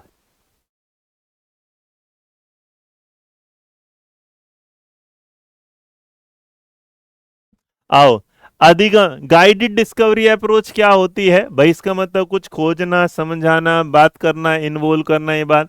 तो नंबर 55 में अगर जाओगे तो 55 में अगर होगा तो ये कहना चाहता है कि भाई अगर मैं खोज अधिगम में हूं तो इन्वॉल्व हूं, एक्टिव हूं, सारी चीजों के साथ बच्चों को साथ लेके चल रहा हूं। पहला कि लर्नर जो है, शिक्षक द्वारा किसी भी प्रकार के हस्तक्षेप के बिना शिक्षार्थियों को उनके हाल पर छोड़ देना। बेटा बच्चों को हाल पे छोड़ दा, तो जैसे एक बच्चे ने कहा कि सर जी 46 का बता दो, तो मैं छोड़ ही देता, फिर क्या फायदा होता? नहीं, छोड़ नहीं सकते। नो प्रायर प्लानिंग, भैया प्लानिंग तो करनी पड़ेगी, लेकिन बच्चे को क्या करेंगे? अपॉर्चुनिटी भी देंगे। लर्नर क्या करेगा? नॉलेज कंस्ट्रक्ट भी करेगा खुद से। इसका मतलब बच्चा क्या है? गाइडेड प्रिंसिपल में इन्वॉल्व रहेगा। विच of the following strategies is not effective while developing conceptual understanding? जब मैं आपके लिए कोई कॉन्सेप्ट बना रहा हूं, कोई कॉन्सेप्ट सिखा रहा हूं, किसी चीज के बारे में ज्ञान दे रहा हूं, तो इसका मतलब इस बात का है कि मैं आपको इन्वॉल्व कर रहा हूं। मैं आपको सिर्फ और सिर्फ चाहता हूं कि आप ध्यान से पढ़ें। लेकिन इसने कहा कि कौन सी जो समय प्रभावी नहीं है, कौन सी बात सही नहीं है। तो तीन अच्छी बातें हैं, एक गलत बात है क्वेश्चन नंबर 56 में। पहला, मैंने आपको अलग अलग संदर्भों में उदाहरण देके बताया उसके साथ, तो बढ़िया बात है। मैंने आपको बेटा किताबी और रियल लाइफ एग्जांपल दिए तो समझाया, ये भी बात सही है। मैंने आपको स्टूडेंट को जनरेट किया उनके ओन एग्जांपल, ये भी बात सही है। लेकिन मैंने तुम्हें अगर रटवा दिया तो यही बात क्या है? गलत है। Next, an active middle school classroom should be founded on theoretical principle हो, कि जो हमारे सक्रिय माध्यमिक स्कूल होते हैं ये किस पर आधारित हैं? मेरे बच्चे जितने भी हमारे आज के स्कूल आधारित हैं वो ना तो व्यवहारवाद पर, ना सोशल गन, वो किस पर है? साइकोडायनेमिक। तो अगर आपने सवाल नंबर 57 का जवाब दिया तो इसका जवाब ढूंढने के लिए आपको क्या समय लगेगा बताता हूं। देखो, N active middle school classroom should be founded on the theoretical principle of, किस चीज पर होना चाहिए? मतलब इस आधार पर होना चाहिए कि आप वो जैसा व्यवहार कर रहे हैं वैसा ही होना चाहिए। जैसे बेटा समाज का उस एरिया का सोशल बस बातचीत के आधार पर होना चाहिए, या वो क्या है? समाज। इसका मतलब साइकोडायनिज्म का मतलब है कि उसमें सामाजिक तो होना चाहिए लेकिन साथ साथ में रचनावाद। अब इसको देखो दोनों तरीके से। अगर आप इस चीज को जाओगे तो यहां तो मिल जाएगा, लेकिन जो साइकोडायनेमिज्म वाली बात है ये हमारे सामने आ जाती है। तो नॉर्मल इसमें एक टाइपिंग एरर है, वो बता देता हूँ, सुनो एक बार, समझ लो समझ लो एक बार। इनमें ना सब छोड़ दो, यहाँ पर क्या होगा? एक गड़बड़। जैसे साइको एनालिटिकल है और ये बात, मेरे बच्चे इसको छोड़ो। इसमें जो लिखा होगा ना सोशल कंस्ट्रक्टिविज्म, हमारा जो एनसीएफ है वो किस पर आधारित है? कंस्ट्रक्टिविज्म पर। ठीक है, हिंदी इंग्लिश में एरर है उसे समझ लो। और उसके बाद अगर हम क्या हो जाएंगे? सामाजिक हो जाएंगे, तो इसका मतलब हम ग्रुप में काम कर लेंगे। तो यहाँ पर अगर आप जवाब दोगे तो यहाँ आप साइकोडायनेमिज्म नहीं, यहाँ सामाजिक रचनावाद को दोगे। यहाँ पर आप किसको जवाब दोगे? तो ये एरर आ रहा है। तो इसलिए सवाल का जो जवाब है सोशल कंस्ट्रक्टिव होगा, आंसर होगा सोशल कंस्ट्रक्टिव। ठीक है, ऑप्शन वो थोड़े हिंदी इंग्लिश में गलत है, इसे ध्यान रखेंगे, ये टाइपिंग एरर है। तो याद रखना सोशल कंस्ट्रक्टिव, जिसमें हम बच्चा जाएगा ग्रुप में एक दूसरे के साथ खेलेगा कूदेगा। ठीक है, चलो आपके सामने इम्पैथी वाला एक सवाल आ गया। जैसे यहाँ की बता रहे हैं, इम्पैथी का मतलब क्या होता है? जब आप दूसरे के दुख को अपना दुख समझते हैं। मान लीजिएगा जैसे आज जो धरने प्रदर्शन हो रहे हैं, आप जिन बच्चे के जिनके माँ बाप के बच्चे चले गए जो इस दुनिया में नहीं रहे हैं, तो भाई अगर हम उनके दुख पे मजाक करें कि उनके साथ हो हमारे साथ तो नहीं हुआ, तो इसका मतलब इम्पैथी नहीं, आप सिंपैथी दिखा रहे हो। इम्पैथी थे when you put your self in the situation कि भैया जैसा किसी दूसरे को दुख हुआ आपको वैसा ही दुख हो रहा है। तो अगर इस बात पर जाएंगे तो सहानुभूति ये समझने की योग्यता पर निर्भर करती है कि दूसरे की भावनाएं उनकी भावनाओं के अनुमान के लिए। नंबर 58 जो जा रहा है यहाँ पर, तो इसका मतलब ये बात क्या है, सही है। Emotion and cognition are no, बेटा याद रखना इमोशन कोग्निशन हमेशा एक साथ होते हैं, तो ये बात क्या है, गलत है। और ऐसा जहां मिल रहा है वो ऑप्शन नंबर क्या है, सी में है। A middle school teacher can enable student become strategic self motivated learner by. एक माध्यमिक स्कूल शिक्षक जो है, स्कूल शिक्षक छात्रों को रणनीतिक स्व प्रेरित शिक्षार्थी बनाने में किस प्रकार, मतलब मैं तुम्हें कैसे कह सकता हूँ तुम सेल्फ मोटिवेट बनो, तुम आगे बढ़ो, तुम है ना अपने पर कुछ काम करो, ध्यान दो। तो इसके लिए मुझे जो तुम्हारे साथ करना पड़ेगा क्या है, बच्चों को जो इनकरेज करना है उनके मेटाकोग्निटिव नॉलेज को, सही बात है। मैंने प्रोवाइड करना अलग अलग रीइंफोर्समेंट एवरी टास्क के, तो ये तो लालच बात हो गई। मैंने उन्हें डिक्टेट करना है, ये और गलत बात हो गई। मैंने बेटा उन्हें स्ट्रेस देना है, ये और गलत बात। तो मैं तुम्हें क्या कर रहा हूं, encourage, option number a. Which of the following exemplify interesting, मतलब इंटरनल मोटिवेशन के बारे में कौन बता रहा है। तो अगर इंटरनल मोटिवेशन के बारे में कोई बता रहा होगा जो खुद से होगा, आप देखो यहाँ तो एक्सटर्नल अपने आप ही आ गया, ये तो गलत हो गया। Motivation driven by personal interest और इंजॉयमेंट होगा, पर्सनल आ गया ना, जहां पर्सनल है वही मेरा अपना है, तो अपना है, तो ये वाली बात। कुछ नंबर एक 46 था, वो एक बार देख लेते, किसी बच्चे को एरर था, मैं नहीं चाहता वो किसी भी तरीके से गलत फहमी में जाए भाई, टेंशन में नहीं होना चाहिए, ठीक है। ये रहा, आपने कहा कि read the following, student with poor writing abilities are often stereotyped by their teacher are intellectually disable. ये कहना चाहता है कि भाई खराब लेखन क्षमता वाले, याद रखना मेरे बच्चे, किसी बच्चे की हैंड राइटिंग अगर खराब है, किसी बच्चे की हैंड राइटिंग अगर खराब है तो वो कभी भी डिसेबिलिटी में थोड़ी ना जाएगा। अगर आप ये कह रहे हैं कि कोई बच्चा ऐसा टीचर ने मान लिया, ये तो बात ही गलत है। दूसरा कि teacher tend to have implicit biased and hold assumption about student learning behaviour, और टीचर क्या कर लेते हैं इसमें, ये जो सवाल था इस सवाल के जवाब में जरा समझ लेना, मैं 47 भी बता दूंगा। इस सवाल में अगर जाओगे तो हम ये कहना चाहते हैं कि टीचर ये कहना चाह रहा है जिसकी गंदी राइटिंग है वो बच्चे क्या है, डिसेबल। ये तो बात ही नहीं है।